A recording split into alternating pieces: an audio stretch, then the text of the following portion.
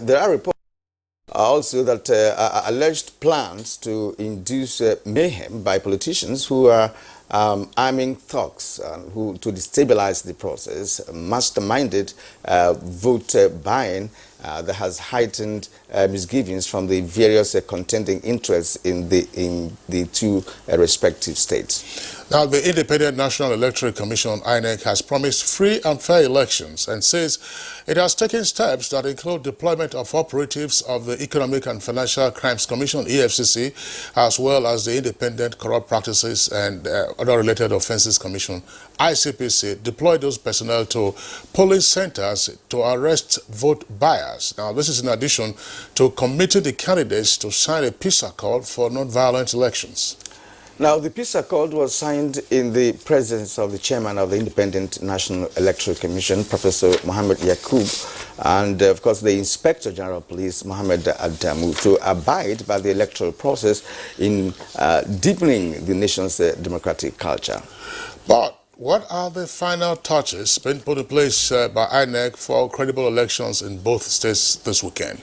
And how best to address issues of violence in the elections, especially with some flashpoints already identified? And more importantly, what are other issues of concern in both states this weekend? Answers to those questions and more on today's edition of Good Morning Nigeria will come in our conversation segment. And it's on that note to welcome you to the program. My name is Kingsley Osadolo.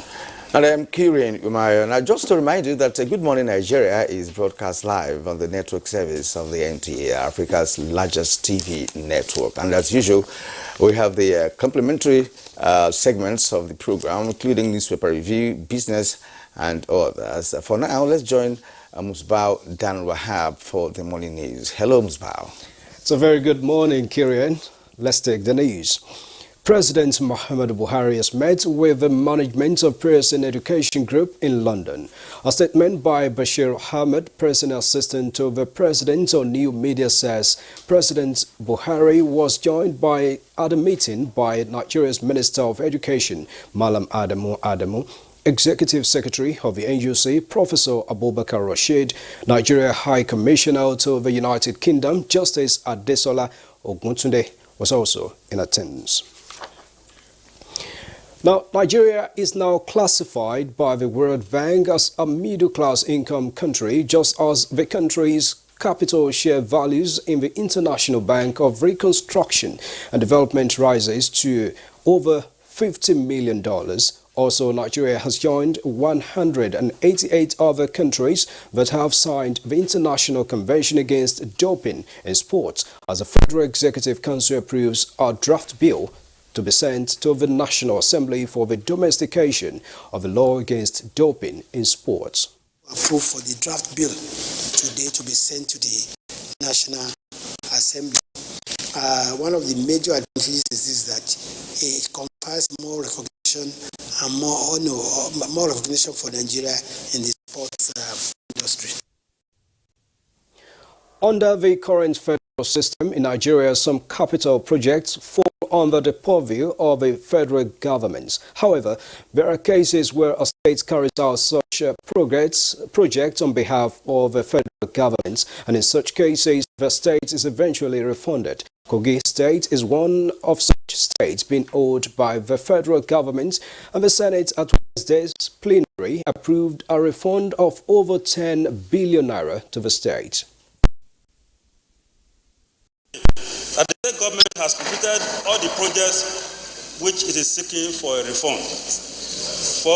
That the state government has paid all contractors that executed the highway projects. Because it is for the people of Kogi State. We have done justice to others, and we have to do justice to Kogi State. It doesn't matter when this justice is coming. This justice has to be done.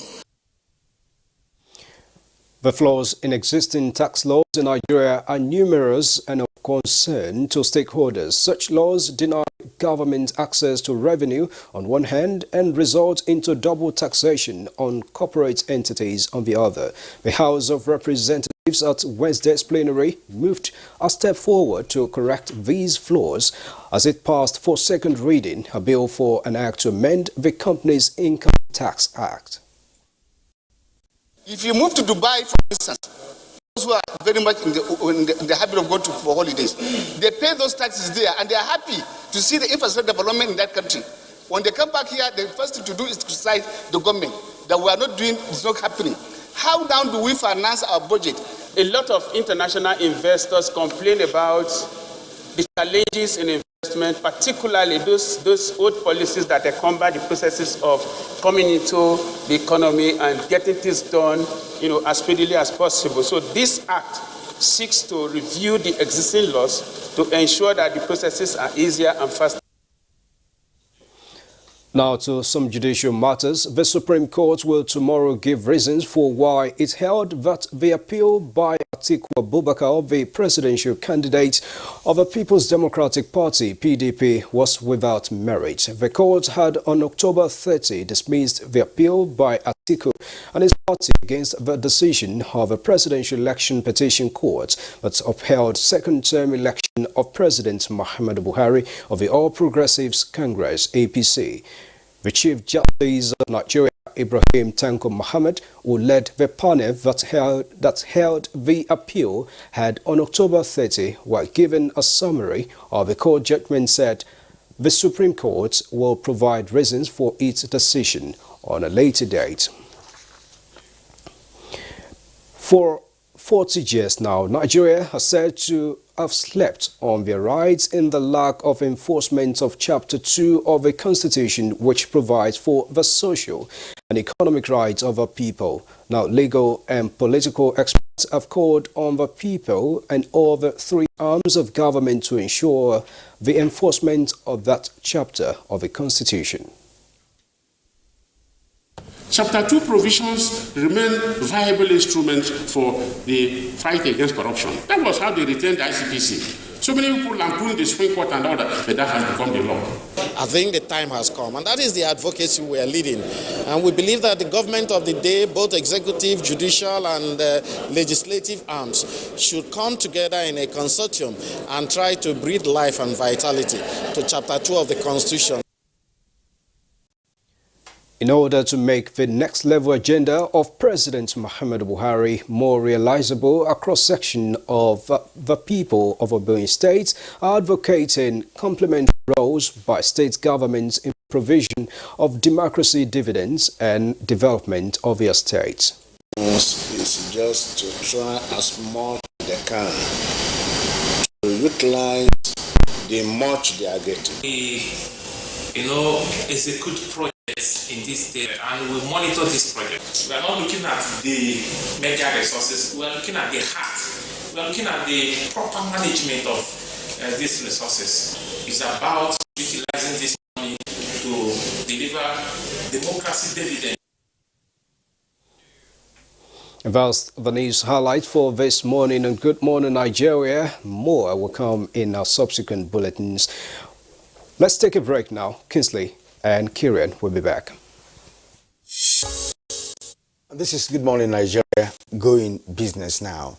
Making Nigeria global again via internationally decent and approved practices in public and private businesses is of the essence if attainment of sustainable ease of doing business is achieved. Details with Kolo Mohammed on Business News. Making Nigeria global again requires ample contributions from different sectors of the economy. The environment for these needs to be put in place at the national level. This may include, but not limited to, firm land border reforms. The border closure, I have repeatedly said, is a very good omen. Entirely commendable for this administration to have gotten the lever to do that. What it has done is to shoot up the pedigree of the respect that Nigeria has in the Community of Nations. That's number one. Because nobody ever thought that Nigeria could stand up to this. Number two, what it has also done is to revive ECOWAS, kickstart ECOWAS again, re-engineer ECOWAS towards taking a second look at the regional trade. Remember, the government said they didn't close the borders against ECOWAS countries. They closed our borders against smuggling. It's important we're able to understand this. They closed the borders against, the inflow of what you might be able to call people who are now coming to create some security challenges, for us. They close our borders against those who are now using, the openness of those borders to be able to now perpetuate what you might be able to call economic calamities. Time now to let you see where midweek activities on the floor of the Nigeria stock market placed market indices.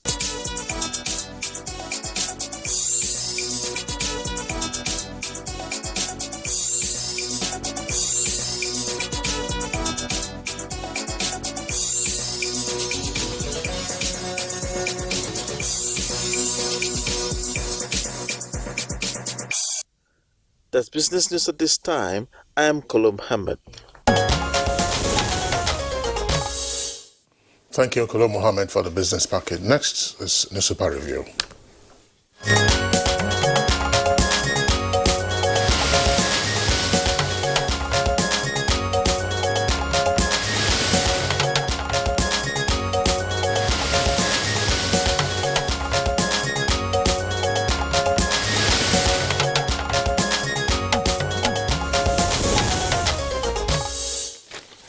Bayo Tebi, our newspaper reviewer, has just joined us. Very good morning. Thank you, Kirian. Good morning. Good morning, Kinsley.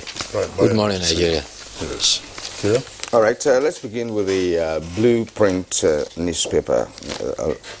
The headlines from Blueprint newspaper, just at the right-hand side of the nameplate, we have a 650 billion naira released for 2019 capital budget, says the federal government. The story can be found on page 34. And directly below the nameplate, we have how Mena Son is scheming to delay 2.1 billion naira fraud trial.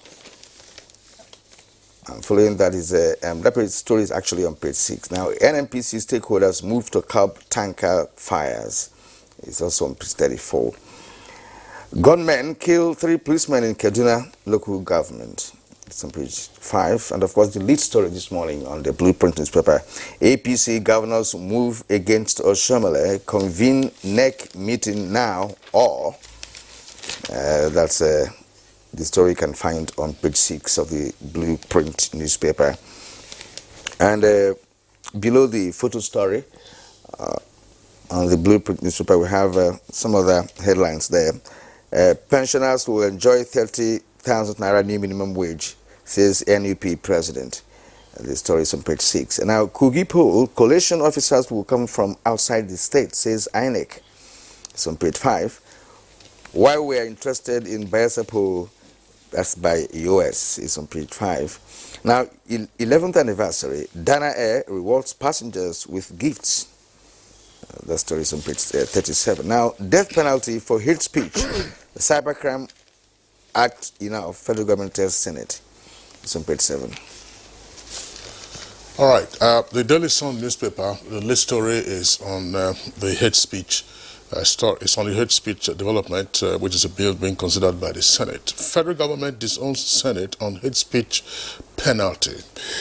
With the rider upper chamber may backtrack on bill. Details of that story can be found on page 6. Now, an earpiece beside the nameplate of the Daily Sun newspaper says Oshomole and Obaseki's fight gets messier with 2 riders. Faction suspends governor, deputy, and others. APC governors ask national chairman to convene emergency NEC meeting or resign. Details on pages 6 and 10.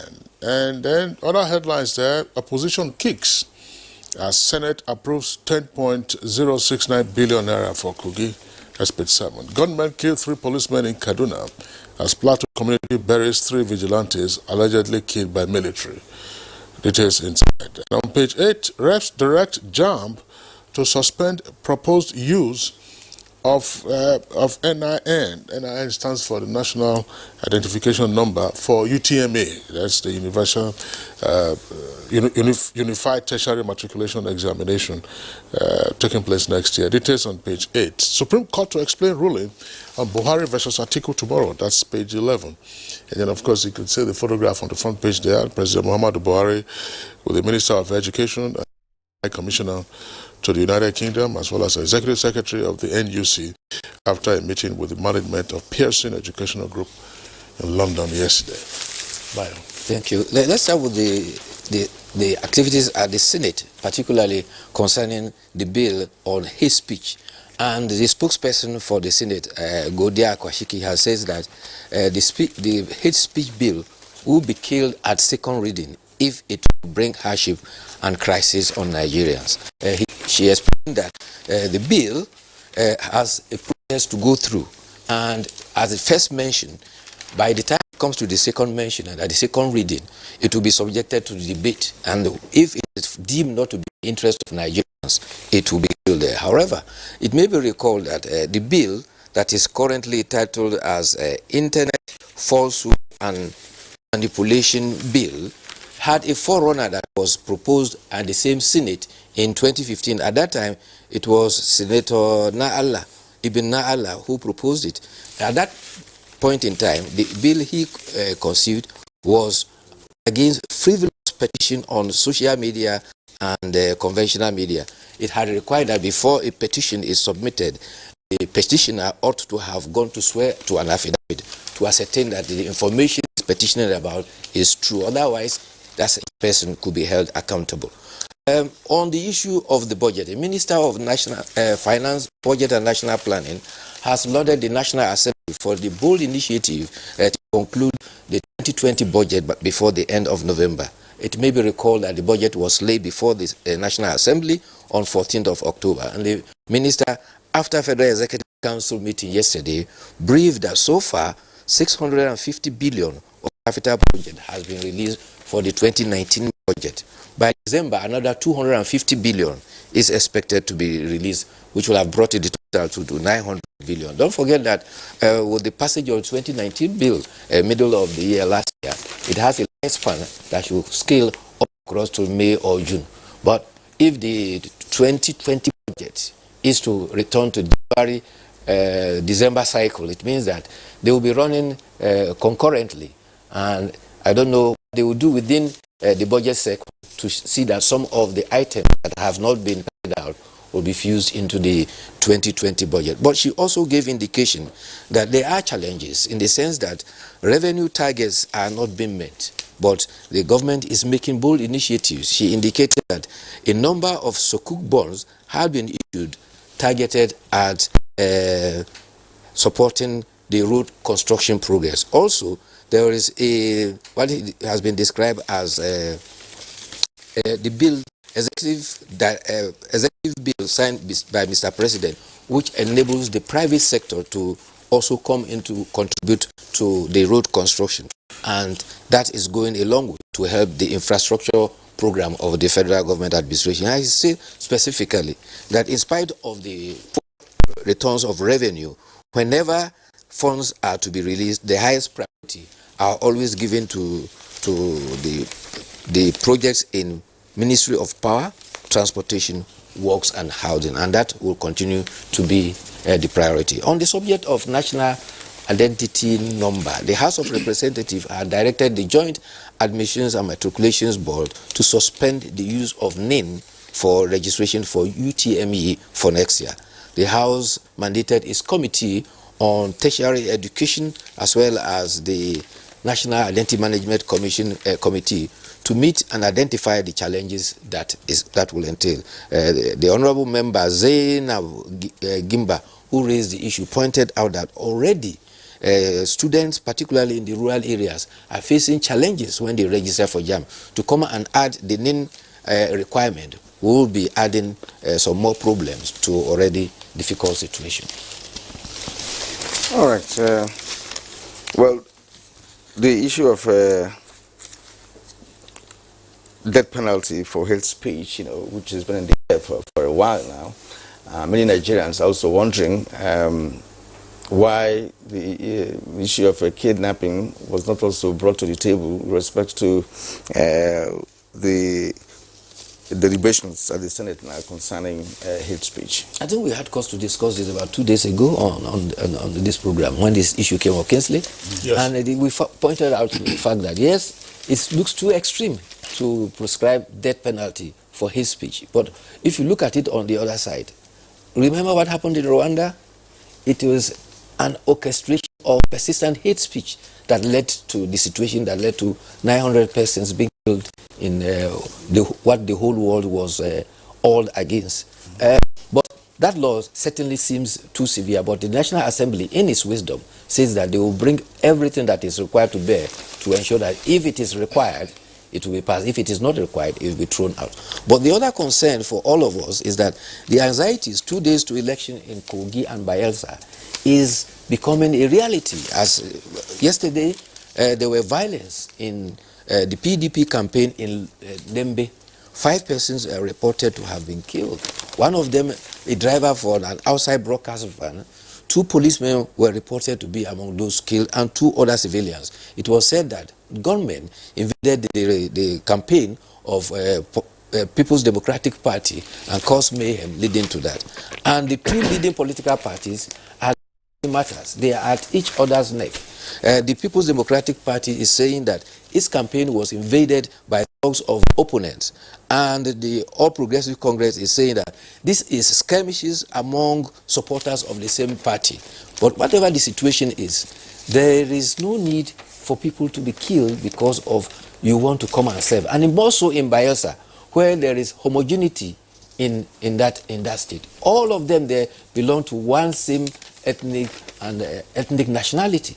Why is this aggravated to that step? You will recall that during the peace initiative that was made before by INEC and the Nigerian police, a traditional ruler warned that politicians were amassing arms for the purposes of the election. So there's need to be up on that. Meanwhile, the Inspector General of Police has briefed that for the election coming up on Saturday, 31,041 police are to be deployed to Bayelsa. In Kogi State, 35,200 policemen are to be deployed. And you know the challenge is that the police says that they are going to be everywhere, every nook and cranny to stop thugs from being imported into the country. Kogi State is a confluence of Niger and Benue. It is also a confluence of borders. It has borders with 10 states of the Federation. And therefore, infiltrations into the state has always been a matter. And that was why one time crime rate was very high in Kogi, because it is also bordered with a lot of forests. And therefore, the police will have a lot of work to do in manning those areas if we are to have elections, peaceful elections in Kogi State. Well, eventually, that happens to be our topic for discussion this morning on Good Morning Nigeria. Perhaps when we get the program running proper, we'll be able to delve into the intricacies of elections in those 2 states. And historically speaking, you know, we've known the 2 states to be flashpoints, if you like, if you ask me, because there was a reason why the elections are delayed. It was because of inconclusiveness of previous elections that led to the fact that they don't have the elections within the election cycle, the normal election cycle. Well, the judicial, there were judicial decisions that led to that. But in terms of those states, including Rivers, although Rivers is not on the ballot this time, Bayelsa in 2015, you saw what happened in the governorship elections before, during, and well after the elections. The guns were booming in the creeks. We have seen a prelude to that now, and we just hope that the gladiators will allow peace reign. In Kogi, it is not any different. We saw what happened at Kogi State University some days ago, and I think a few heads have also been cracked or broken in some other locations around the state. And in fact, part of the reason, I'm not saying it's a full reason, why you had Yaya Bello become governor was on account of the disruption of the elections in 2015. Yes. You know, the late Prince Abubakar Audu was already leading, but because there was disruption around the Dekina area, I believe, so voting there had to be cancelled, and then there had to be a repeat of the voting in some of the polling units. But before that process could be finalized, Prince Abubakar passed on, and that came on. I mean, it's a fairly frequent thing. A few days ago, there was at least alleged the burning down of SDP's office in Kogi State. So these are just the build-up to the election we are hoping to, report on Saturday. Right, it's a terrible thing. Then the issue of, if Bayo, you recall, the JAMB, that's the Joint Admissions and Matriculation Board, has said that as part of its efforts to deal with instances of impersonation and the hiring of mercenaries for purposes of writing the UTME, it was going to insist on NIN, that's the National Identification Number. We had made some suggestions as to what could be done, namely let the NIN, NIMC officials go to the schools or a cluster of schools and register the senior secondary school from 3 students, SS3 students who will be writing the JAMB, and therefore minimize the cost and time that they would spend. But the House of Reps now is saying, well, there are rural areas and you need to have a coverage of about 80% of the population before you start insisting on the national identification number. Well, JAMB did say that it wasn't the national identification card per se, because there's some delay between when you are registered, when you are registered and give you the temporary slip, and then when you get the national ID card itself. But it is the NIN, that is the number, which means that you have first to be registered. But is NIMC ready for that, so that you don't get into a situation where persons are excluded? I mean, the process of registration will begin for JAMB, I think, sometime next month, which is December. It means that people may start feeling JAMB right from the point of registration. I will suggest that JAMB should up its ante with respect to technology, because this is what technology can solve. There are satellite technology. No. There are specific softwares designed for identification.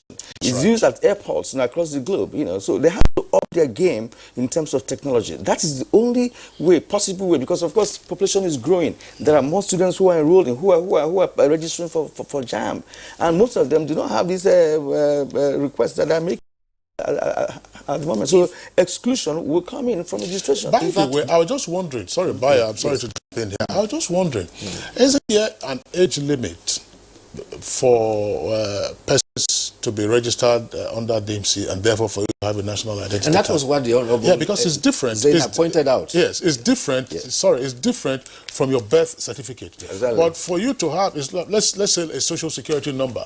I mean, if you are a 10-year-old, doesn't mean that you have access to a social security number. It's some jurisdiction. So I'm not quite sure what the law is now, or what the provision is in the statute with regard to the age you must attain before you get. It's like say, look, have a voter's card before you can write JAMB. If you're not 18, then there's no way you can do that. 15, 16 years old. Honorable Zainab pointed out at the floor of the House that until now you could not be registered by the National Identity Management Council unless you are at age 18. That's right. It's of recent that they are trying to now say, okay, they'll open the door across for people of that lower age for everybody to register.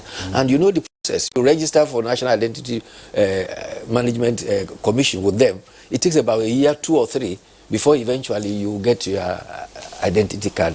There are several up to today that have not been able to get their ID, in spite of the fact that they have got text messages to them to go that their card is ready. They'll go there and it is not available. That's right.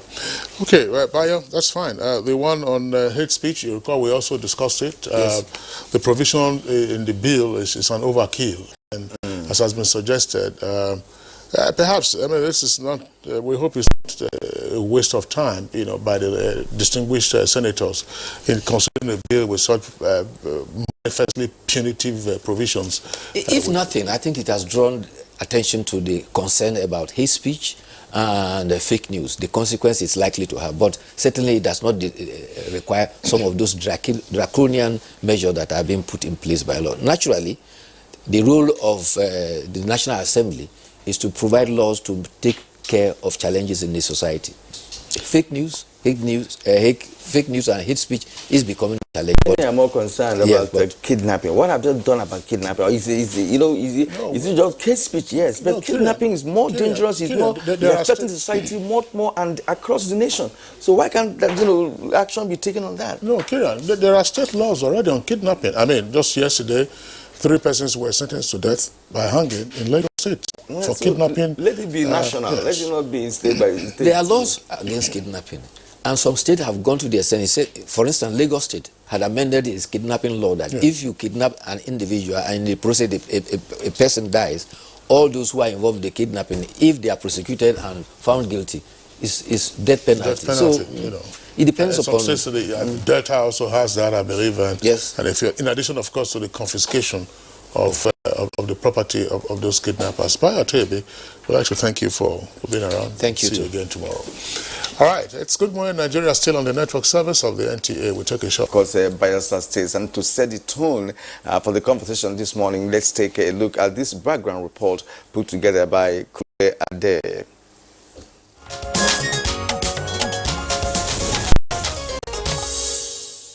Bayelsa and Kogi are among states that have off-season governorship elections in the country.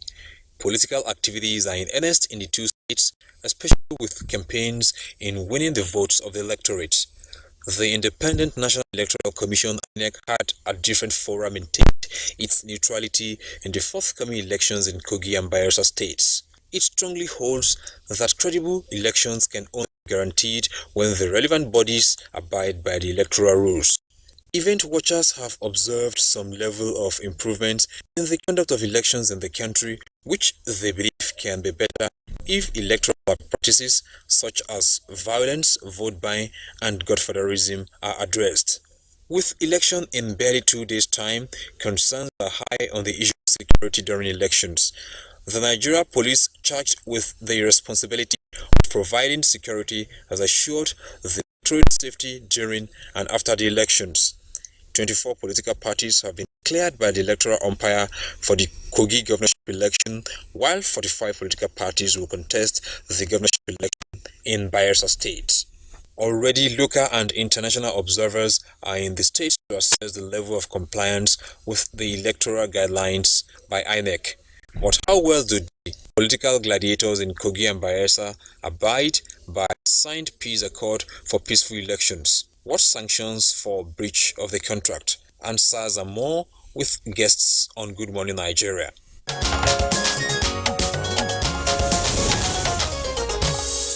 All right, joining us in the studio now to discuss the weekend elections, we have Oluwole Osaze-Ozie, who is Director of Publicity and Voter Education of the Independent National Electoral Commission. Mr. Oluwole, it's a pleasure to have you with us. Thank you for having me. Good morning. Okay. Also here with us in the studios is Deputy Commissioner of Police, Frank Umba, who is the First Public Relations Officer. DCP, pleasure to have you with us on Good Morning Nigeria. Thank you for having me. Thank you. And still in Abuja, we have Dr. Abdurrahman Abu Hamisu, who is a political scientist and also a regular feature on Good Morning Nigeria. We're glad to have you this morning. Thank you very much. Good morning, Nigerians. Okay, let's begin with INEC, that's the Director of Voter Education and Publicity, Mr. Oluwole Osaze-Ozie. Just barely 48 hours, Kogi and Bayelsa will be having their off-cycle governorship elections. Are you good to go? The straightforward and simple answer to that is yes, we are prepared, but we have to give a breakdown as to our preparations in the sense that we are all non-sensitive materials had since arrived, pardon me, since arrived the two states. But as at yesterday, this distribution of sensitive materials commenced. Logistics is a big thing, and we're looking very closely at that.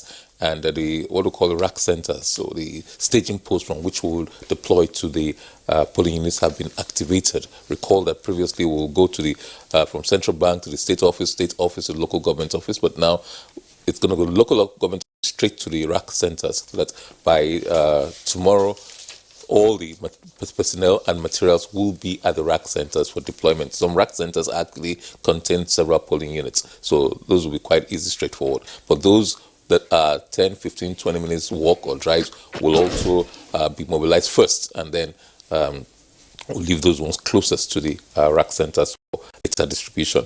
Then, of course, security. We've had several meetings with the security agencies to ensure that people are assured that there will be security and there will be a larger turnout, because obviously if security issues are not settled in people's minds, they'll be hesitant to come out.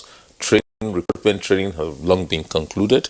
You carried several reports of training issues, and the reports in your newspaper review, for example, stakeholders were told that we will bring coalition officers returning from outside of the states for obvious reasons. So both states were ready to go. Whether the political class are ready is another issue entirely. They also have assured us that they are ready. Smart card readers have been reconfigured, charged, and basically INEC is set to go. All right, Mr. Uzi, preparedness is one thing. Another is to be able to execute the project sufficiently well.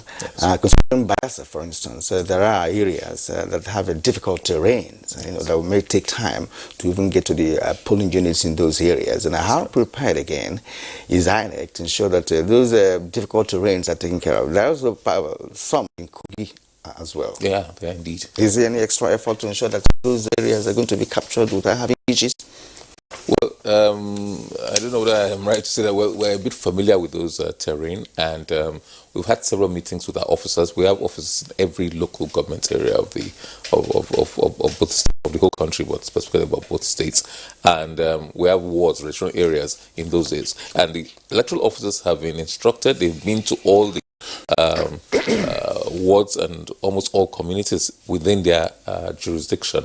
So they are very familiar. They brought us reports, and specific initiatives have been introduced. For some places, flooding is an issue. Even though they have riverine terrains, it's complicated by the high tides and the flooding in some areas. So all those issues have really been addressed. And the officials who are going to conduct these elections, because those are the ones on ground who are going to conduct the elections, have specific initiatives to address peculiar challenges in each of their communities. You're right. So Kogi has riverine terrain.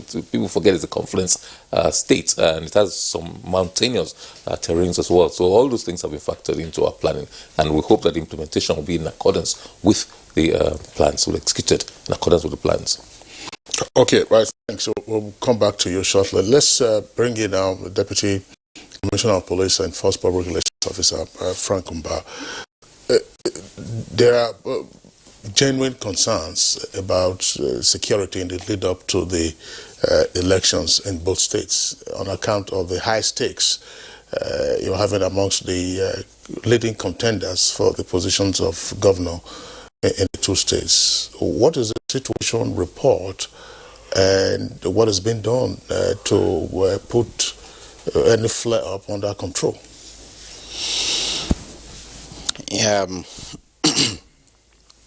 Let me acknowledge the fact that indeed the elections in both Kogi and Bayelsa State, from the security threat analysis we've conducted, certainly will require the best of our performances.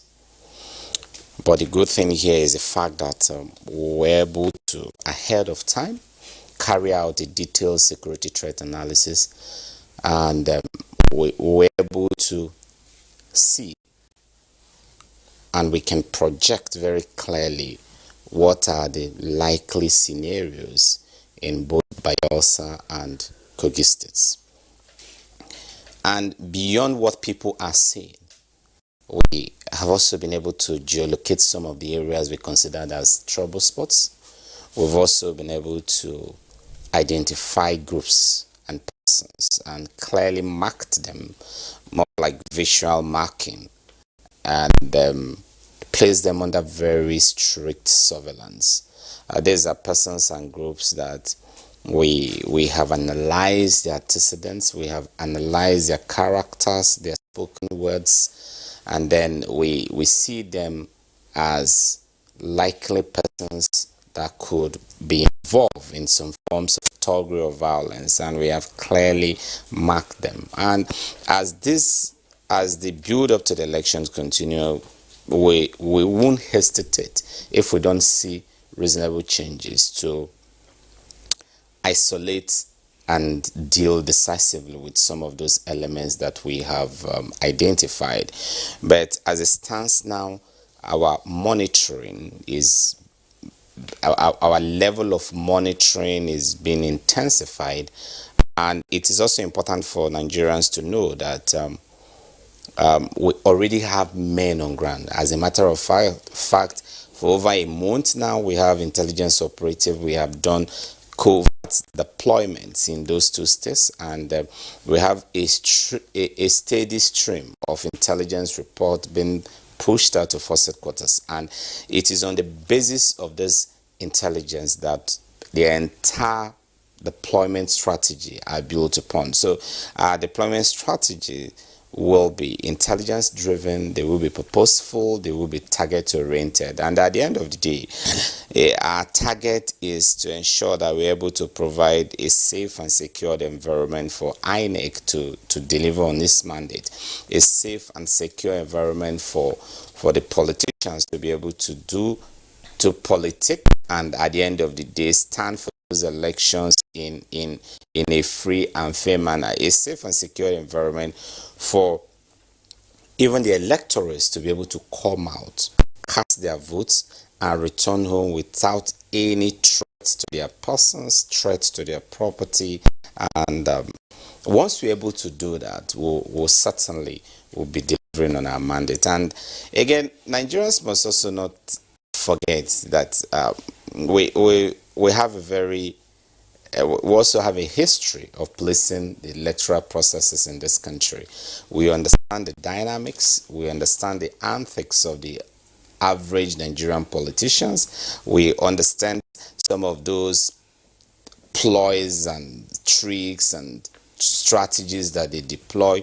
We police the same generation of police officers that have policed elections severally, including the last general election. And if we could police the election that took place in all parts of the country, and we did that successfully, we have the competency and the capacity to be able to police an election in just 2 isolated states. We understand the challenges, we understand the concerns of people, but I'm here to reassure Nigerians that we will deliver on our mandate. Not only will we deliver, we will also be very professional, we will be politically neutral, and we will provide a level playing field for all the political actors. Yes, well spoken. And what's of interest is actually the fact that he said we have done the geolocation of persons or groups, intelligence report. Reports have said, look, these are people to watch. That's clearly stated by you. Now, the build-up, to this election, we have seen some skirmishes here and there, and the major parties, blaming each other for one thing or the other. But we will return to you for further analysis on this, because your men on ground on that day are really going to be the people to execute all the beautiful plans that I have put in place. For now, let's go to Abu Hamisu, a political scientist. Now, you have been watching or listening to news or reports from both states, in the build-up to this election. What's your assessment? Well, I was thinking with the investment both the federal government and donors have made into enlightening people about electoral violence, we see the trend really decreasing. But again, we're like back to square one, as if nothing has changed and nobody has learned any lessons in terms of thuggery in violence election. The purpose of election is for people to make their choices without compulsion. And in doing that, the candidate as well as the political parties ought to woo people by using persuasion programs and what they intend to do once they take over government. That is why democracy is loved all over the world. It doesn't require violence to change anybody from office. It doesn't require anybody to die before you can cast your ballot. But again, as usual, the stakes are high, and the politicians know how to play their games because they don't want to lose out of power. So those that want to take over are mobilizing. Those that are governing are equally mobilizing not to lose their seat. So you have a situation where two opposing forces are preparing for like war. But election is not war. Election is about whatever the process is, peaceful conduct that will produce a peaceful outcome that will be acceptable to everybody. But the pre-election preparations, INEC has stated what they want to do, the police has stated what they want to do. But again, the politicians are out there mobilizing their people not to canvass for electoral victory in a peaceful manner, but threatening others that do not believe in their cause, which is really anathema to democracy, as well as a peaceful election that we crave for. So another thing again is the Frank Mba has said a lot of things in terms of preparation, but there is one thing that has not been happening.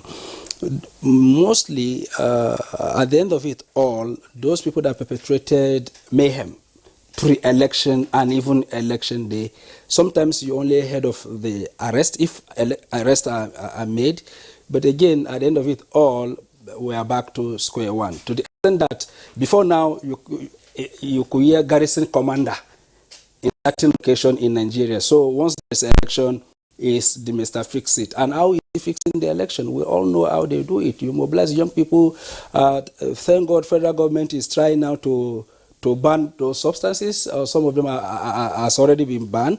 You give young guys that are unemployed Madol, guns, and then you unleash mayhem against the system, against the security forces, and you write a result and you declare. They have this saying, instead of you to be rigged out, it is better you rig your opponent, and instead of you to be rigged out and you go to court, it is better that they are taking you to court. Because the belief before now is that once you go to the court, you can sort yourself out in the court. So it all depends on how best you can mobilize your lawyer with the resources you have at your disposal, and then before you know it, from say tribunal to either appeal court, or from appeal court to Supreme Court, and that ends it, and we go back to the same cycle again. We want to see improvement because the weakest link in terms of election preparation and delivery in this country has always been the politicians and the youth. So INEC will come back to the drawing board to do their analysis. And I remember when INEC came up with this very particular noble policy that whatever ward where there is electoral violence, that ward is automatically cancelled. So what politicians resorted to doing is to locate the wards where their opponent had the greatest strength, and they go there and ensure that there is violence, so that INEC will cancel those units for them to be able to increase their chances. So as INEC is trying to improve the system, the politicians are equally working to undermine the system. Now you talk about security strategy. By the time you do all your security strategy, fine and good. As you are strategizing, they are equally strategizing. So the only thing that can really civilize politicians is when by the time they work against the system, they realize that they will remain in jail for 10 years. So that 2 election cycles will pass them by, and then they will not be around to enjoy their misbehavior. All right. Thank you very much, Dr. Abuja. So let's return to the INEC director in charge of voter education and publicity. There have been reports with regard to litigation. Kogi, on the one hand, and then Bayelsa just a few days ago. What is the state of litigation with regard to the 2 governorship elections, and what are the issues, and what is the likely impact of the decisions reached so far? Your guess is as good as mine, Kingsley. This is one of the challenges being faced by the Electoral Commission as a management body.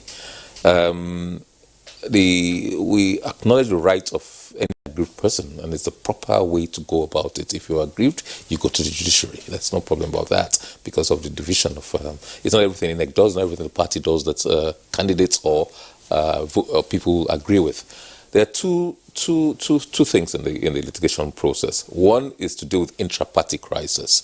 Some aspirants were not satisfied with the way the parties conducted their primaries. So being aggrieved, they took the proper course, they went to court. That's one. 2, you have a class of cases where certain people were not qualified. And because they are not qualified, they were not put on the ballot. So they felt aggrieved, and rightly so. They asked for judicial review of the administrative actions of the electoral management of INEC. So those are the second batch of cases. Then the third line of cases deals with the law requires us to display the affidavits sworn to by every candidate being sponsored by political parties. The essence of that, what the law says, is that, look, if you have any objections to the candidature of any person, either that the person is not qualified or he's disqualified, then please go to court and not come to them, go to court, and the court, if satisfied that yes, he has lied under oath in a material particular, will stop the person from contesting an election, or if he has won the election, she has won the election, remove the person from whatever office the person. So those are the three line of cases: 1 against their parties, 2 against the commission, 3 against the candidates, any person. In the third one, any person at all. It can be a party, it can be anybody on the street. You don't have, it gives local standard, as you well know. It gives standing for everybody to sue. And that is the case of the APC in Bayelsa State. Then they have about 5 cases dealing with the issue of candidates not being qualified. To be qualified, there are 4 criteria. You must be a Nigerian, you must belong to a party, and sponsored by that party, you must be educated up to secondary school level, and then you must be of age. You must be a Nigerian by birth, then you must be of age. So if someone doesn't meet that criteria, as far as we are concerned, it's a constitutional provision. The constitutional provisions are not self-executing. Somebody, administrative body, as we saw it, will have to look at it and say, look, on the face of the papers you have submitted, several of them obviously did not meet the age requirements of 35 years of age. And so we said, no, sorry, look at the constitution, you cannot be on the ballot. But we don't have a final say. If you are dissatisfied with that, then you can go to court. It's not a question of disqualification, it's a question of qualification. But disqualification is another different section in the Constitution. And that deals with, for example, yes, you may be qualified, but you are of unsound mind, you are undischarged bankrupt, you have been found guilty of an offense involving dishonesty. All those things will disqualify you. You are otherwise qualified, but all those things will disqualify you. So it's a different section that deals with that under the Constitution. We have no power to disqualify, but we think we have power to look at your prima facie, look at your papers and say, are you qualified, so that we can put you on the ballot. But we had about 4 or 5 cases on that. 2 have gone one way, so that's why we have 25 parties in Kogi. It was 2 others by court order. But the courts in 3 other cases said, look, you're correct. There were 1 or 2 other parties, I forgot, there's a 4th criteria, 1 or 2 other parties who came later than the date stipulated for submission of their nomination forms. Those ones, of course, the courts have held that they are not qualified to be on the ballot because it did not come within the time stipulated by the law and stipulated by INEC. So those are the 4 categories of cases, and they have serious impact. The impact is this. Now, a judgment is coming out today, later this morning. Which of the issues? In Bayelsa. I don't recall that one, but I think it has to do with being on the ballot. Okay. I think it has to do with being on the ballot. So these are the challenges. A judgment came 2 days ago, and the judge said we should put certain people on the ballot. Some other political parties lost their chance. So we have, as it were, conflicting decisions by the courts. There's nothing to guide us. So obviously, those cases we hope will go on appeal and resolve one way or the other. But whatever the court says, we comply with the order. So where the courts have asked us to put certain people on the ballot who we are not qualified. In those cases, for example, in some of those cases, the courts did not hold that the people were qualified. It held that INEC cannot look at these things and say, sorry, I can't put you on the ballot.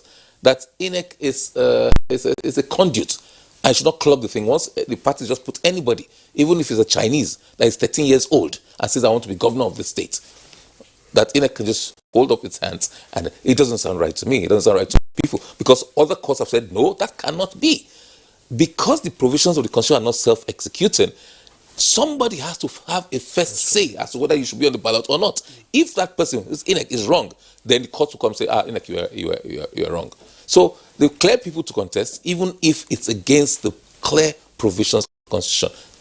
That's what it is. I don't know. Well, still on this.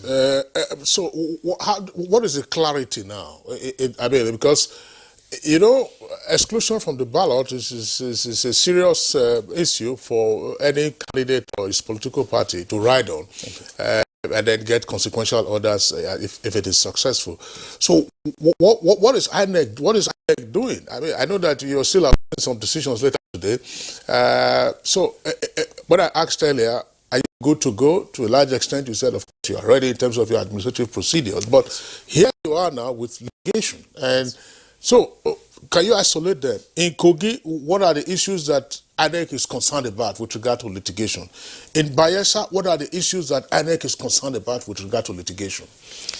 Well, in Kogi, two parties that fielded candidates were not qualified have been put, or INEC has been directed to put them on the ballot, whether or whether not. And we will comply with the court order, it's an extant court order, without prejudice to our rights, to INEC's right as a group to appeal against those decisions. There is clarity now. Whichever one the court says, clarity in the sense that for those two parties, they're on the ballot. But that does not necessarily mean if either of those parties wins the election, because we'll exercise our rights of appeal. If we haven't studied the judgment and taken legal advice, we may exercise our rights to appeal. These are the complications going to come in now. And it doesn't stop now with election day, it may come in later. You saw what happened in Zamfara. INEC said, look, Zamfara APC, sorry, you did not conduct primaries, you did not comply with Section 7 of the Electoral Act. You cannot sponsor candidates. They said no. Again, on the eve of election, there were two conflicting judgments from two different high courts. A high court in Abuja, a high court in, I think Zamfara itself there. So, what do? We say we have to comply. The last one, we comply and put them on the ballot. And the party cleared all the seats. But the appeal court said, no, this was not right. INEC was correct in the first place. It went all the way to the Supreme Court. And the Supreme Court vindicated the INEC position. So all those votes were decided to be wasted votes. So, and they held that INEC can look at it and say, if you do not comply, at first instance, it can say whether you should be on the ballot or should not be on the ballot. So that will happen. So in Bayelsa, there is a case now involving APC. Yesterday, we now finally got the orders of the court. We'll look at study orders. Hopefully, we'll get the full judgment and to see whether APC will be on the ballot or not. In Rivers, recall, APC was not on the ballot because of a court order. But that one came well ahead of time. But this is coming literally as. What is the issue? Well, the issue was that the deputy governorship candidate of the APC lied in a material particular on oath. He tendered sending certificates to INEC. We are satisfied that the man has the basic qualification to contest, is qualified. But the courts have said there was a disqualifying factor. So if that is the case, then he ought not to be on the ballot. Now, the issue is this. If he's not on the ballot, can the party be allowed to substitute its deputy governorship candidate? A lot of people say no, it cannot because they're joint tickets. And whatever vice affects the governor, can affect the deputy governorship candidate and vice versa. So if the deputy governorship candidate is not qualified, then the governorship candidate is not also qualified. And so that party that sponsored the disqualified, and by the way, to sponsor a disqualified is a criminal offense because the Electoral Act puts a penalty. The party, you did not screen your candidate very well, you wasted everybody's time. There's a 500,000 naira fine if you're found, if the party is found guilty of sponsoring an unqualified candidate. Now, is any form of litigation hindering election in Bayelsa with respect to what we just said, the deputy governor for APC? Yes. Is it going to affect the election in Bayelsa State? No, we don't think it will affect the election in the sense that whether the election will go on or not. It will go on. But if we study the judgment and find out that, look, and we'll make a pronouncement in good time, today or tomorrow, we'll make a pronouncement on whether the APC has a candidate or not. We have to study the orders made by the court. So we will abide with the court order. We have to study that and specifically what it says. Okay, I just want to I don't know. I wanted us to bring in DCP Franco, but not as a police officer and not on the security. He's a lawyer also. And Abi Hamiso, of course, is a political scientist. This is a critical issue, Kyria. When you say that, look, the governorship and the deputy governorship is a joint ticket. That's the governorship candidate and the running mate is a joint ticket. What happens to one affects the other. Frank is here. We saw what happened in 2015 with regard to Yaya Bello. Because Yaya Bello had tapped his running mate, who was running mate to Prince Abubakar Audu, who was now saying that he should be the one that should step in after the demise of Yaya Bello. So Yaya Bello went into the concluding part of that election without that running mate properly so called. It was a decision to that effect. So will it matter? Is it the deputy something happens to the deputy that the ticket is affected, or shall we say the main man who is the governor, that something happens to, and then it has an implication for the joint ticket. So let's get your opinion, not as a security man. Kingsley, you can't drag me into this country. Not at all. I'm here wearing a black beret, and you could see my signal here, clearly showing I'm here as a man on the black and blue. And so you can't draw me into the wig and gown arena.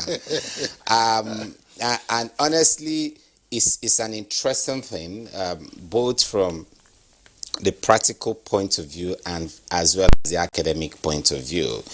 But again, as much as I will engage in a very healthy debate on a matter like this out of this studio, as a first spokesperson, I'm here talking security. And I will stay on the line talking security. The issue Kingsley has raised, actually, has brought to the fore some of the discrepancies in the justice system in this country. And it's a matter for another day, though. But then, from what you've said, it shows that there's inconsistency in terms of judgments concerning elections and what have you, who is qualified or who should be disqualified and all that. And it's affecting the electoral system because INEC is not comfortable with all of this. We drag one thing for a very long time when, of course, the truth will still come out to be INEC's original decision. That makes it look a lot funny to me and many other Nigerians. Now, let's turn to Frank Mba on security matters now. Yeah, you have given us a lowdown, of what has happened with respect to intelligence gathering as well as the preparedness of your men for these two elections. Well, you've been doing that before. Now, a successful election is a crime-free election. But in Nigeria, we know that even with your preparedness, we still have some electoral vices, vote buying, which of course is the latest, and ballot box snatching and what have you. And the strategy that the police have used in the past is that, of course, the policemen that will be at the polling units are not armed. Of course, then perhaps a few meters away, in this case, maybe there are the armed ones, who will, of course, look out for any group of persons who would like to come and disrupt the election and what have you. Now, are you satisfied with the build-up to this election with respect to the activities of course, the thugs? Because a few days ago, the SDP governorship candidate in Kogi State reported to the world, via social media, showing the secretariat that was burnt down in Kogi State. If that is true, and we have a few days to the election, are you satisfied that you will be able to cope with what will be on ground on that day?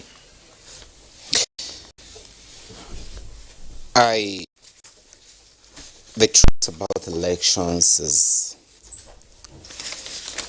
no matter what INEC does, no matter the details, no matter how detailed INEC preparations and implementation strategies are, no matter also how detailed the police preparations and that of all other law enforcement agents are, there is a critical role that politicians and political parties play. And I just hope that Nigerians will continue to intensify their interrogation of the activities of politicians. I don't want to make a general statement that politicians sometimes like to play the spoiler roles in the peaceful conduct of elections.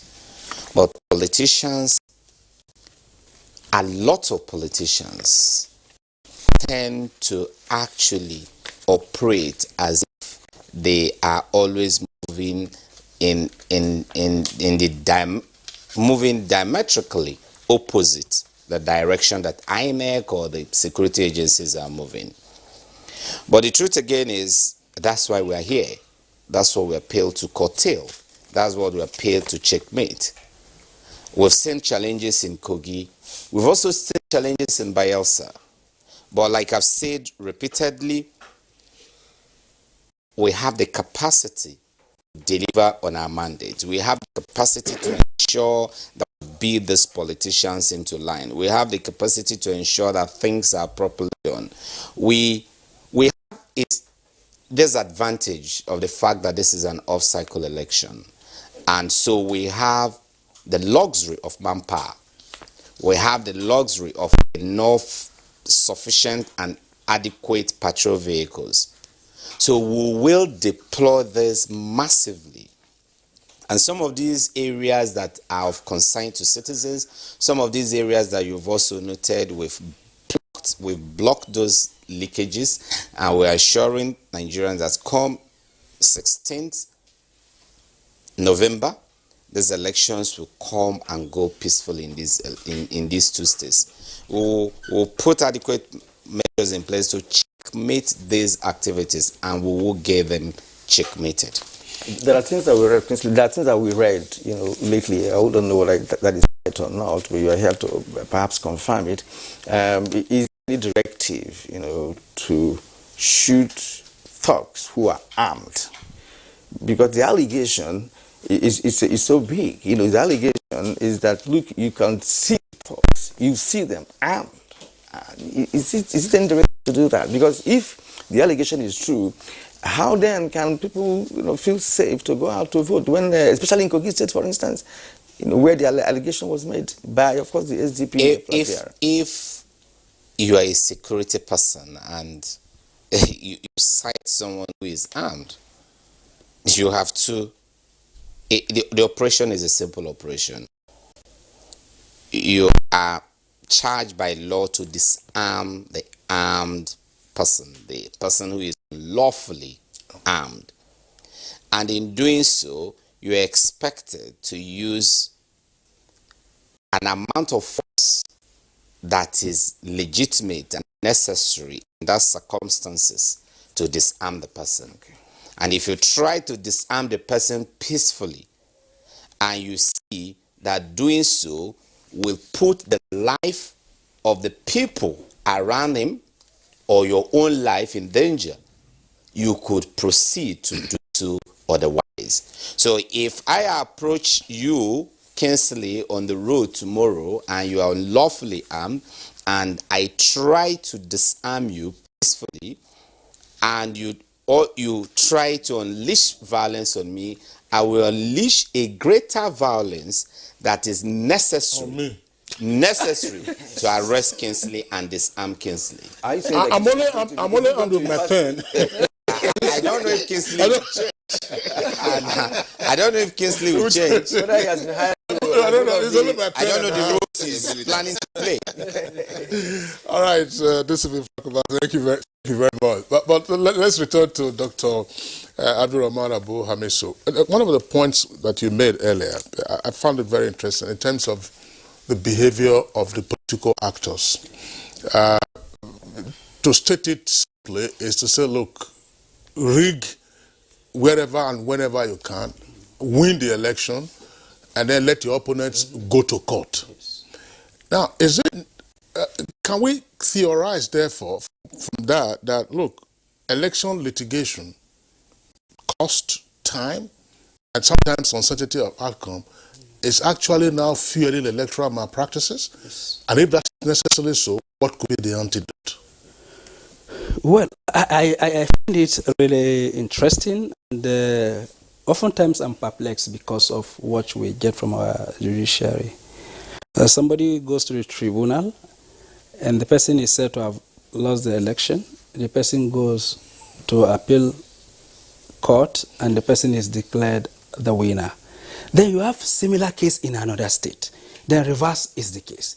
So when you have these two conflicting precedents, a lot of persons can cash in on those precedents to pursue their cases, and then that becomes incentive for the rigging of elections and the theory we are talking about.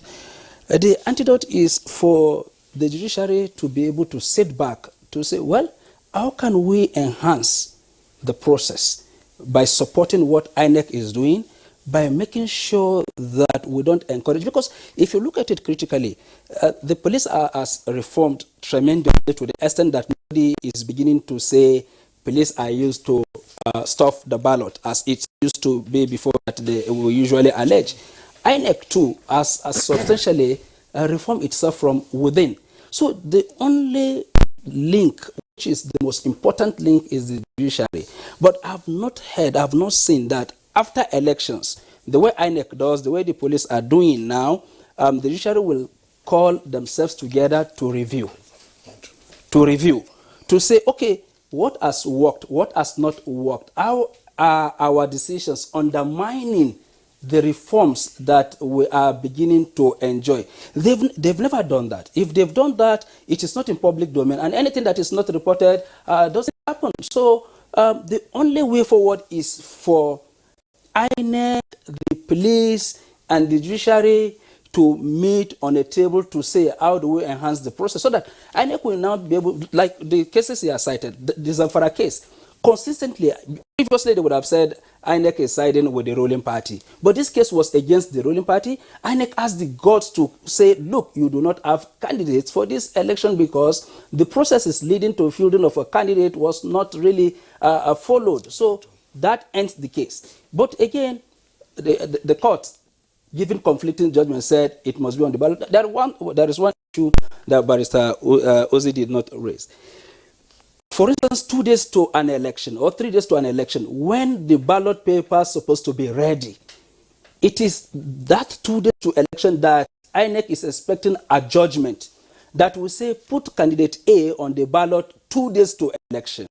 And when that affects the distribution of ballot paper, which is the most critical component of the electoral process, now INEC is blamed for delays, for not being able to get its logistics right, and nobody was going to blame judiciary for putting INEC in that mess. So it is high time these parties met to really look at the roles they are playing as actors within the electoral system to see how we can enhance the system. Yeah, and then, Kira, this is particularly crucial. Abu Hamisu, thanks a lot. Where you have courts of coordinated jurisdiction giving conflicting judgments, such as INEC is faced with. Osaze has given us some of those instances, and I think it's a very valid proposition. It is a valid. It is. Yeah. You know, all the while, whenever we have a topic that relates to the issue of justice and the law of the land, and all of that, I've always been so skeptical about so many things concerning the laws of the land. How the laws are interpreted in our law courts. There are so many loopholes or lacunas, if you like, that people cash in on and use it during the electoral process. See how they can grab power. It has continued. So the issue of the judiciary process is something that we'll have to revisit if you ask laymen like me. Yeah, and remain lay for this one. Let me just no, just hold on, because I mean your point is noted and is valid. I mean, Osaze will also confirm that it isn't just the issue of courts of coordinated jurisdiction giving conflicting decisions on matters that are virtually on all fours, that are virtually similar, but you also have, I mean, with the greatest respect to the lordships, an attack now on the core principle of our legal system, which is stare decisis. That is the rule of precedent. I mean, courts that are higher than you on the hierarchy have given a decision on this matter, which you ought to, as a lower court, follow. But it looks like, I don't know, Abu Hamisu, that's a good point. Okay, let's go to Uzi again. Mr. Uzi, yes, you are ready for this election from all indications and from what you have submitted this morning. But I'd like you to look at the likely challenges. You have usually a challenge of card reader, failing at a point, and card readers are failing to capture someone who is eligible to vote, and what happens to that person, and knowing the characteristics of the persons in the two states we're talking about. Historically speaking, of course, we've had that some persons would like to cause trouble even at the polling unit. So how are you prepared to handle that? And again, the issue of failure of the card reader to operate in the first place. You usually have generating cells, at the polling stations and what have you.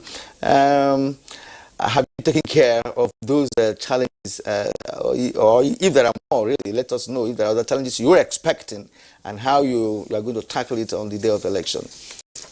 Yes, there are quite a number of challenges, and if I may just put in a quick word, first of all, on this issue of court judgments, they are very impactful. And Dr. Hamisu has made reference to one. I didn't have time to expatiate on that, and he's quite right. And they have security challenges. Because for now, there's apprehension in Bayelsa State. Is APC on the ballot or not? If they're not on the ballot, what will their more radical supporters do on that day? Already, obviously not everything that he knows, we know that will be in the public domain, but intelligence gathering is one of the most important tools being used to fight crime and electoral violence. And things are going on the ground. Some people may try to disrupt things. You know, the attitude of, if I don't have it, nobody should have it kind of a thing. Or cause some mayhem, confusion, try to get the thing. People have called for postponement in both states, by the way, for different reasons, so that we can sort ourselves out. That will not happen. We're going ahead to try and prepare. Out of the 14 line items we have outlined in the timetable and schedule of activities released 6 months ago, 13 of them have been completed. It's just election that is remaining. So we're going to face the election day challenges now, and they are very serious challenges. Card readers, we've gotten the best of our card readers in our stock and send them to the 2 states, charge them fully, deployed them already. Those card readers have been deployed. But I can't sit down here and say it's 100%. For now, normal temperature and pressure, in these conditions, they've all functionally tested and retested, and they still be tested in the rack centers on the night on the eve of the election. But you know, like your phone, sometimes it just has a mind of its own. So I cannot sit down here. It will not be fair of me to say, but for now, all the candidates we do have, and there are technical crews on ground with mobility provided on election day. So that if any candidate malfunctions, within a short time, they should be there to replace if it needs replacement. If it doesn't need replacement, they will reconfigure and see what they can do with the card reader to ensure they function. But if the card reader, the card reader will always read your card and say whether it's a genuine in a card or not. It may not always read your biometrics because for whatever reasons, your biometrics were not as the aperture was as wide, whatever reasons. But that will not prevent any genuine voter from being allowed to vote because your photograph will be there and your photograph was also on the register of voters. So you will not be prevented from doing so. The technical team will be around to troubleshoot and ensure that things go smoothly. But no, there will not be generators in the polling units. There are generators in the rack centers and in the collation centers. But there are several redundancies, several spare card readers that will be brought in case of malfunction on that day. Some work for a while and then start malfunctioning, in which case we'll try to replace. But if for any reason nothing can be done, we have to postpone the election in that particular polling unit. If after all we have done, nothing happens, that's the plan C, the last plan that we have. All right, gentlemen, very interesting conversation we're having here on the elections due in about 48 hours in both Bayelsa and Kogi states that are choosing the next governors. We'll go on a short break now. When we return, we'll take tweets that have come in also from our viewers and then return to our guests. We thank you for staying with us on Good Morning Nigeria for today. And of course, as Kingsley earlier announced, we have a torrent of tweets from Nigerians who are watching this edition of the program. And of course, these are their contributions. We'll begin with Festus Akimboewa. He says the political parties and people of Bayelsa and the Kogi states must put the interests of their states at heart by shunning violence and other electoral malpractices. All the politicians involved in the elections must put the safety of human lives above their own political ambition. Abbas Abubakar's tweets, let the people decide and let it be free, fair and credible election. Our security agencies should ensure that they create a peaceful environment for voting. All right, from my comrade Elaji Ngara, INEC is expected to conduct free and fair and credible election in the 2 states, and all the contestants are expected to accept the outcome of the election in good faith. Let me take this from Amabola Humbab. The voter on their parts must vote their conscience. They should not give in to vote by desperate politicians. They should know that whatever amount they collect now is their own dividend of democracy for the next 4 years. Vote, not fight. All right, Aziz Bolanle, the journey of another 4 years lies in the hands of Kogites and the Bayelsans. Well, they should go out en masse and vote for the best candidates in their respective states, wishing the 2 states hitch-free election. Abdul, security agencies must be up and doing. We must not allow a few miscreants to hijack and portray this our country in bad light. We must let these shameless politicians know that there is rule of law and where there is no one above the law. Delejak Solomon, there are already warning signals in the two states. Both are politically volatile at the moment. What are the security agencies doing about identified flashpoints in Bayelsa and Kogi states? They must expedite action to ensure safety of lives and property during Saturday's election. Law Alpha said security agencies should be on red alert. They should not take sides but be patriotic. It is possible to record free and fair elections in both states. Utulo Sunday, the electorate should vote wisely and never sell their conscience for money that would not better their lives. The politicians, however, should know that election is not a war front. Our security personnel on the alert should remain non-political or apolitical. Apolitical, yeah. Badamasi Haruna Adamo tweets, I'm urging voters in both states to vote for the best, as the hope of building Kogi and Bayelsa lies with them. And also the electoral umpire and security agencies should do justice. Mutana Farouk, election ought to have been a civil, social interaction where everyone would be proud and happy to participate. But these days, election is gradually becoming a game of political enemy. I don't know what that means, which creates a potential fear instead of joy in the minds of many. We must have to be ethical. Abdul again says the looting of state treasury is one of the reasons we have do-or-die politics. The National Assembly should enact a law banning any candidate whose agents or supporters are believed to be involved in thuggery and violent activities. That way sanity will be restored. Said whose agents are believed to be. So that's very subjective. But National Assembly members are the politicians as well. So how can they not make the law against themselves? Are you suggesting that? Are you suggesting that they are the ones who sometimes... No, I said, no, he was talking about National Assembly members who are also politicians. He wants them to make law against politicians, so the possibility may not be there. All right, so Muhammad Yamida said, I wish both states free, fair, and credible election. Okay, so those are the tweets that we can accommodate in the meantime. Let's return to our guest. DCP Frankumba, what will be the regulation with regards to restriction of movement, if any, or a lockdown in both states? Kogi is very critical. Everybody knows that. Okay. As an aside, let me just make a few comments on the discussions that both Dr. Hamisu and Osazi were had on the issue of litigations.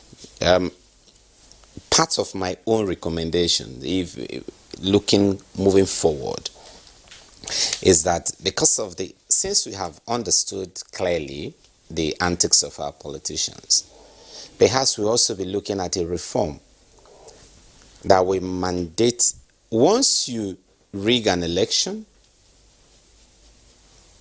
you are declared a winner because you rigged, and then it turns out, probably up to Supreme Court, that you actually lost the election. Because one of the things they do is that, this litigation can span up to even 3 years. Even when you declare them, even at the end of the day, after the judiciary might have sacked them, they have enjoyed power for 3.5 years. We must come up with a policy or a reform that will compel them to return every emolument they've collected. I want to believe that will also be a strong disincentive, because you will think twice.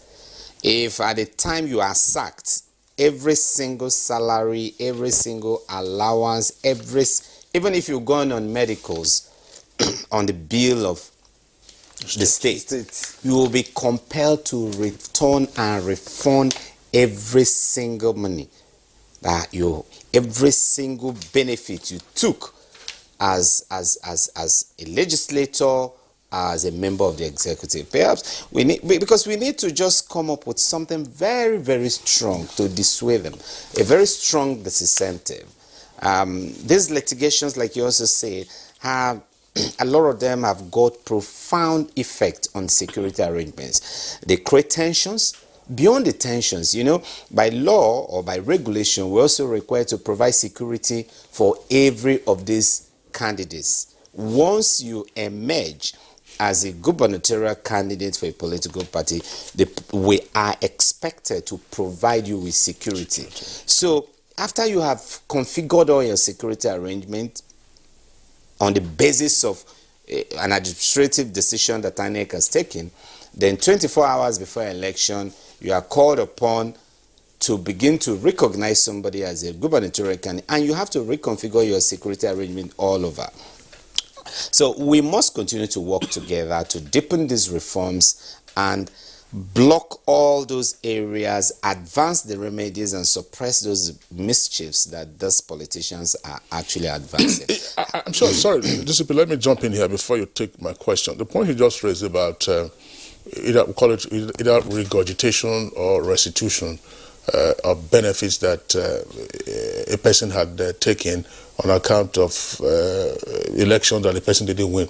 There was a court decision with regard to that. A member of the National Assembly from Benue. Yes, I've seen it, but it's not consistent. Just like you said, yeah, but it's not been consistent. Is there? That's part of the gaps that we have in reportage. Has he actually regurgitated what the court directed him to regurgitate? Because he was supposed to have refunded all the salaries and allowances and emoluments that he got in that particular process. So that could be a pointer. There are at least 3 cases where the Supreme Court have asked the people to refund money. But you have to ask the National Assembly whether they have done so or not. So we cannot answer that. All right. Okay, back to the issue of restriction of movement. It's actually some of these decisions we have to take them in national interest, in the interest of public safety, in the interest of public health, in the interest of our democracy and collective well-being. But I know that the restrictions that we're announcing, particularly concerning Kogi State, will have some negative impacts on the economy. But again, it's a very short time. But certainly there will be restriction of movement, starting from the midnight of the election day. So the election is taking place on the 16th, for example. Midnight of Friday. I don't know whether you'll be calling it midnight of Friday or midnight of Saturday now, because once it's midnight, it becomes 16th. So from midnight, giving birth to 16th of November, all borders around the 2 states will be closed. A total lockdown. And from that midnight till 4 p.m. of Saturday, there will be no movement. Vehicular movement, that is vehicular movement. Internally within the state, there will also be restriction of movements from that same time to 4 p.m. on the day of election. We assume that by 4 p.m., most of the critical elements of the election might have been concluded. We understand, we know, because we're all Nigerians, Kogi State occupies a very peculiar geographical landscape. It is not just a transit point for most travelers commuting between Abuja, the southeast, the southwest, and other parts of the north central. But Kogi also has got land borders with about 9 other states. And if you add the Federal Capital Territory, then you will say it has land border with 10 states. That is an advantage in normal time, but that's a big security challenge in electioneering period, especially in an off-cycle election where you will now have all other states, idle hands, idle politicians who can be easily mobilized to cross the borders. So we'll be seriously enforcing the restriction of movement, particularly between those neighboring states into and out of Kogi, starting from the midnight of Saturday. Frank, stated, given the fact that those elections will have to be held under a very peaceful, atmosphere. Now, considering Kogi, for instance, bordering 9 or 10 other states, that's including FCT. Have you really thought it wise to address or rather talk to those concerned, the people in the transportation industry who are going to be hit by this lockdown that you talked about? Is there any channel through which you have communicated what you've just said to them to start their preparations in good time? And again, talking about those lazy hands, as you pointed out, that could... I'd say idle hands. Idle hands, okay. Idle hands who could infiltrate, Kogi and the Bayelsa State. They could as well do that a day before, the election as well. Are you taking that into those border posts, I'm using the word border posts loosely here, are already being monitored. But the critical period is those election period. And so you can't place this kind of restriction for too long. And that's again why we moved it up to 12 midnight. We could have as well made it earlier, probably 10 p.m., 9 p.m., or even 6 p.m. But because we are taking into cognizance the impact it will have on the economy, the impact it will have on so many other social activities, we decided to put it as far as 12 midnight. But as I speak to you, those areas are being monitored. Remember, I've told you that there are some persons that have already been tagged in the intelligence community, and these persons are being monitored. These persons are being followed. Their activities are being streamed live down to force headquarters. So we are keeping a tab on the possible trouble spots and likely troublesome persons. Now, I asked about your communication respect to yes. We intend today to also have a meeting with some of the major transporters. It is not possible for us to have meetings with everybody, but we're also taking advantage of the social media. We are taking advantage of platforms like this that you are providing for us. As I'm leaving this program, I have multiple radio programs today. The Deputy Commissioner of Police in charge of operations, DIG Abdulmajid Ali, will also be addressing the media today in Lokoja, and he will be speaking much more in details concerning police preparations and some of these things as they relate to Kogi and Bayelsa election. So we will keep talking, we will keep pushing out communication. We are glad that today information, there's a jet age. We are glad that we can take advantage of the social media. We are glad that in a deregulated age, we have lots of television houses, lots of radio stations, with lots of newspapers, and we'll be taking advantage of all these platforms. I had to ask this question because police may see itself battling with election, and of course people who are commuters from the 10 different states. It's pretty unfortunate that we continue to have these lockdowns in the course of elections, even for the off-cycle elections, Osun, Ekiti, Anambra, Edo, and all of that. I was just wondering, I mean, it looks late now for this particular exercise. Couldn't there be a special dispensation for major arteries? You say, for instance, major arteries that you can effectively police. To say Abuja, Abaji, Lokoja, Okene, Auchi Road, yes, that is clear. And then you also take Ajaokuta, Geregu, straight on for those who are going to the east, and Kaba, and then major arteries. And in that case, I mean, without trying to prescribe for the law enforcement agencies, you proliferate your officers along these major arteries. Rather than having this lockdown for 16 hours or more, and then by the time you have the backlog of vehicles coming. But of course, again, I think the security officers would have made their own assessment, and then, of course, in their best judgment, this is what we're going to be faced with. There will be a lockdown, as has been indicated. But I just was going to ask this question. In the past, election observers and election monitors had talked about militarization of elections. Are we going to have military presence also in the elections on Saturday, Bayelsa and Kogi? For me, the lead agency for providing security for these elections remains the Nigerian police force.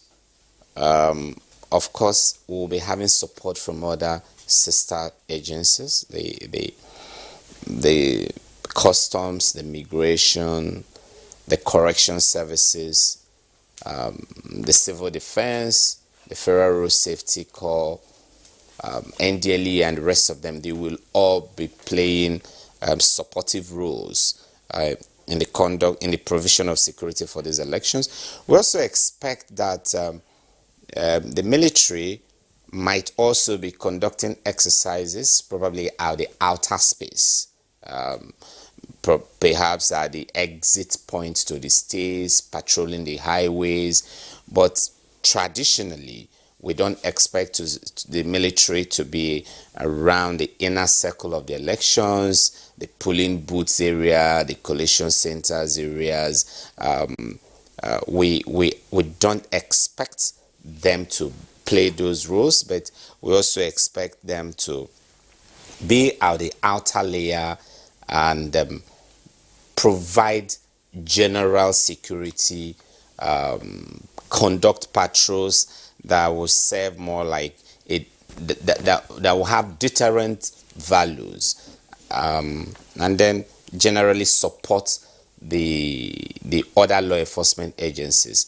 But essentially, the bulk of the job relating to the provision of security around these elections will be conducted by the police. Now that there will be sister agencies that will be providing some level of assistance to you, are we being guaranteed of less or zero interagency disputes and misunderstandings during elections? We've had such experience in the We've past. never had issues working with other sister security agencies supporting us for these elections, and we've conducted several of these elections. We've never had problem with the customs, with immigrations, with civil defense. We've always worked harmoniously to advance the interests of our democracy, and I see that playing out itself again in this election. All right. Thank you very much. This is Franco Ba.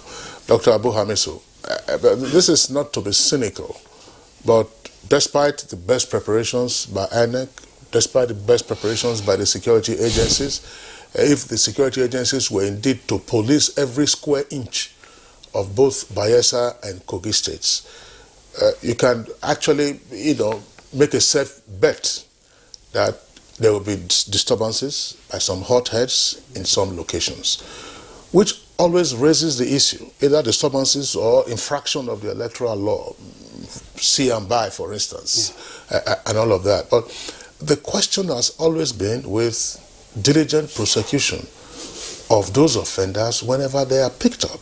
We hear a few arrests are made, and after that, nothing appears to be in the public domain by way of reportage. Maybe the cases are going on in court.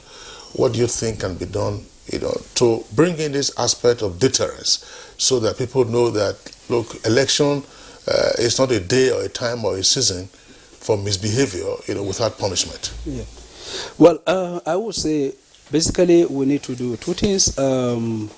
We've always harped on what the police will do to provide security. What police will do to provide security.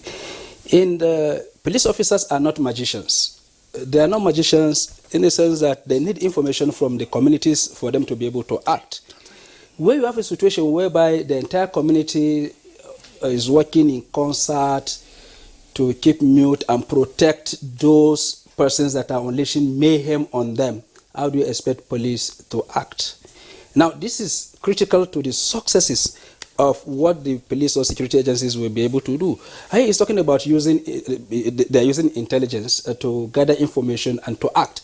Then when you have people that are not willing to volunteer information, that becomes very difficult. But we're beginning to see a change in trend where the people are saying we will not allow people to subvert our own interest by undermining the choices we are making through inducement using cash. And that has led to arrest. What I will suggest is the observers that usually go there to observe these elections could at least add that to what they need to do in order to say it's not enough to make recommendations that will blame INEC, for instance, make recommendations that will blame the security agencies or the political parties, but in fact assisting those people that are crying out loud to say we don't want our choices to be undermined, to secure their victory for them by adding to the list of their to do after the election, following through, because this is what we've been doing in the civil society before I left for other assignments. After we've documented what needed to be done, we follow up with the security agencies as well as INEC. If the prosecution is supposed to be done by Attorney General of the Federation, it means Attorney General of the Federation office should be added as a critical stakeholder that will be engaged post-election, so that those that have been arrested will ensure that they are duly prosecuted and that will be able to assist as a deterrent. Yes, Dr. Hamis, really time is on our side, but I want to hear just one or two from Mr. Uzi. Do we have confidence, in the men that you have in the field to execute this election? Well, we get our ad hoc staff, only 16,000 permanent staff of the commission. That includes drivers, security men, and everything else. So the bulk of our people we use are from the NYSC. Everybody knows that in terms of polling unit activities, either the NYSC or federal tertiary institutions. Then the collation officers will come from federal tertiary institutions, in this case outside of the respective states. We think these are the greatest bulk of generally non-partisan people that we can use. We don't want to be accused of taking lists from political parties or politicians or candidates. Okay. So yes, we have confidence in them. Thank you. At this point, we'll have to round off this particular edition of Good Morning Nigeria. Very interesting conversation that we've had, and I would like to thank our guests for making it possible. Oluole Osaze Uzi, Director. We're back tomorrow, same time, 7 o'clock in the morning. Until then, enjoy the rest of your day. I'm Kingsley Osadolo. And I'm Nigerian. Thank you for watching, and goodbye for now.